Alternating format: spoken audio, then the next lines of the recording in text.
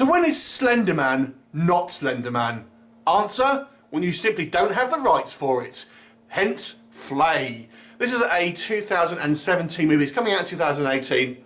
For all intents purposes, it is a kind of Slenderman movie, but they've obviously, it's an unofficial one, so they've kind of created their own mythology, but it's very much a Slenderman style movie. This one is directed by Eric Pham, and the story here focuses on this spirit of this kind of Native American shaman that was tortured and his flesh flayed from his body, particularly his face, hence the title FLAY, and hence why the guy hasn't got no face. And it focuses on this kind of this brother and sister, older sister, younger brother, and they have come together after the death of their mother, after she ends up kind of getting involved with this cursed object. And they obviously don't know what's going on, first of all. The younger brother's got his kind of like, his kind of friends, basically. His girlfriend is Jessie Quick from The Flash, if you ever watched that. The older kind of sister has this kind of like boyfriend who's in law enforcement, etc. Anyway, and this kind of spirit of this Slenderman-esque kind of style character is ultimately haunting anyone who's kind of connected with them ultimately, and it finds its way, along with kind of other manifestations that will come throughout the movie, to essentially hunt down and kill anyone who is kind of connected with this kind of group of people. So that's your kind of story here.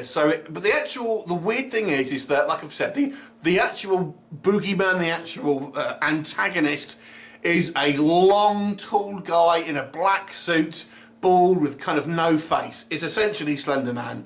Now, I don't know why a Native American spirit is going to be a tall guy in a suit.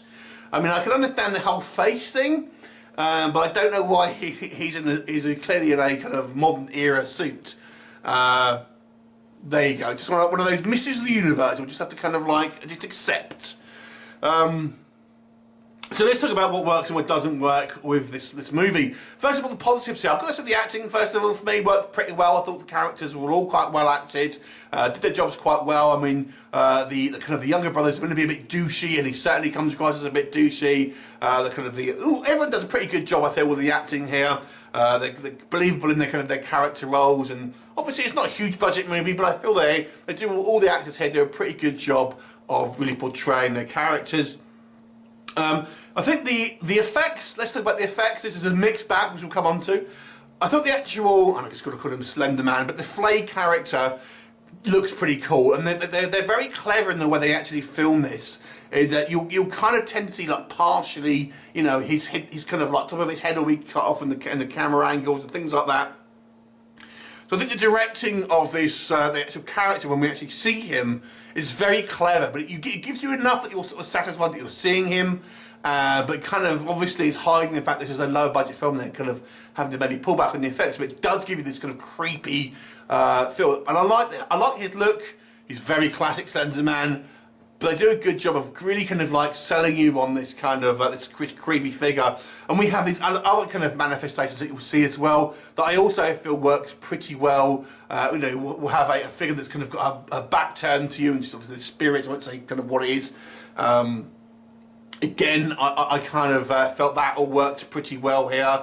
And overall, I feel it has enough kind of like supernatural elements throughout the movie where it is kind of you know, it's enough to keep you interested and keep you kind of going, and the story kind of unravels in a you know, a kind of fairly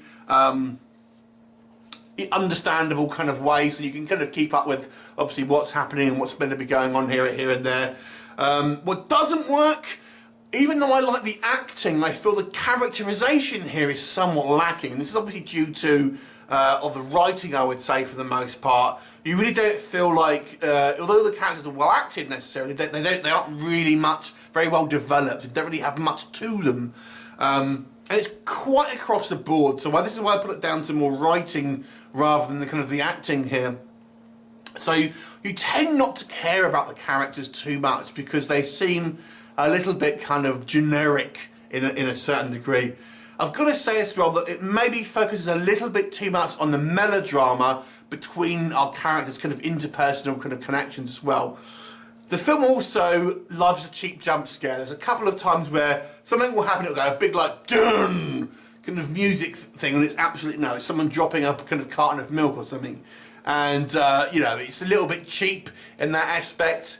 The effects, like I've said, I like the kind of the way they look, that the FLAY character looks, but there are some horrible digital effects here in two ways. So when we kind of see ghostly effects, you know, we'll see kind of like spooky hands coming out of things, and you know, CGI mist and stuff like that. It looks horrible. It really looks cheap. I mean, it's obviously a low budget film, so I can't rag on it too much, but there would have been better ways, I feel, to achieve these things on the budget that they kind of got without making it look really kind of terrible. And the other thing is again, the kind of the kind of video effects, is they actually use way too many video effects in this overuse of kind of slow-mo, horrible kind of like 80s style video effects to try and incorporate the fact that there's just kind of weird things are happening and stuff like that. You'll know it when you see it. Oh, it's horrible.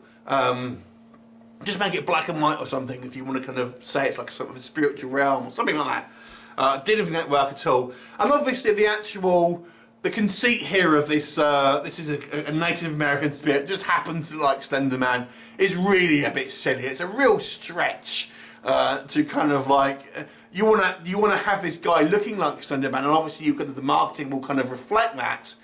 But it's like, okay, let's have that, but work backwards and have something which is very similar but not exactly the same, so we don't get sued. That's where I feel this movie's kind of concept came from.